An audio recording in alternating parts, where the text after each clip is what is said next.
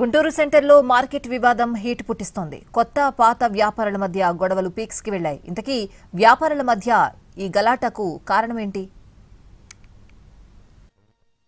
గుంటూరు నడిబొడ్డున ఉన్న పీవీకే నాయుడు కూరగాయల మార్కెట్లో రద్దీ పెరగడం, ట్రాఫిక్ ఇబ్బందులు రావడంతో 25 ఏళ్ల క్రితం గుంటూరు బస్టాండ్ సెంటర్లో కొల్లి శారద హోల్సేల్ మార్కెట్ ఏర్పాటు చేశారు.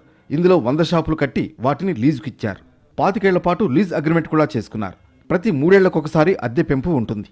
అయితే 25 ఏళ్లు పూర్తి కావడంతో కార్పొరేషన్ అధికారులు షాపులకు మళ్లీ వేలం నిర్వహించారు. ఈ వేలంతో కార్పొరేషన్ ఆదాయం భారీగా పెరిగింది. ఒక్కో షాపుకు 1 లక్షకు పైగా అద్దె చెల్లించేందుకు వ్యాపారులు ముందుకొచ్చారు.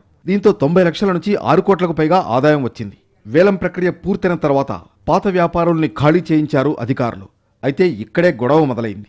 పాత వ్యాపారులంతా కలిసి హైవేపై అన్నపూర్ణ కాంప్లెక్స్లో హోల్సేల్ వ్యాపారం మొదలుపెట్టారు. కానీ అక్కడ అనుమతి లేదని అధికారులు అడ్డుకోవడంపై వ్యాపారులు నిరసన వ్యక్తం చేస్తున్నారు.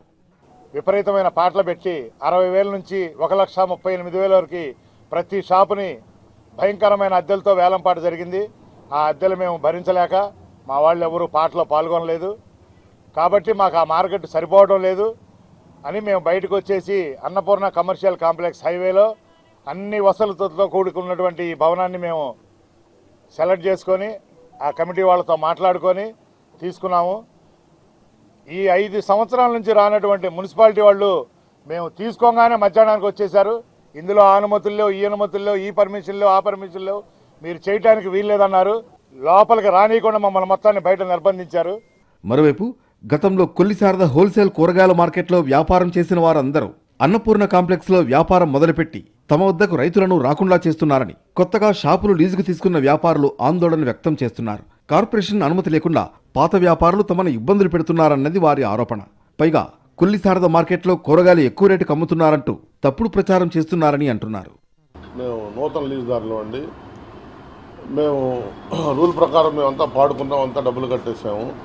కానీ ఇక్కడ వ్యాపారం జరగకుండా వితౌట్ పర్మిషన్ లేకుండా ఇల్లీగల్గా పాత లీజుదారులు అన్నపూర్ణ కాంప్లెక్స్లో పర్మిషన్ లేకుండా వ్యాపారం చేస్తా మా దగ్గర రైతులను రానియకుండా ఇబ్బందులు పెడతా ఉన్నారు. మేమేమో రేట్లో బాగా అద్దెలు పెట్టాము.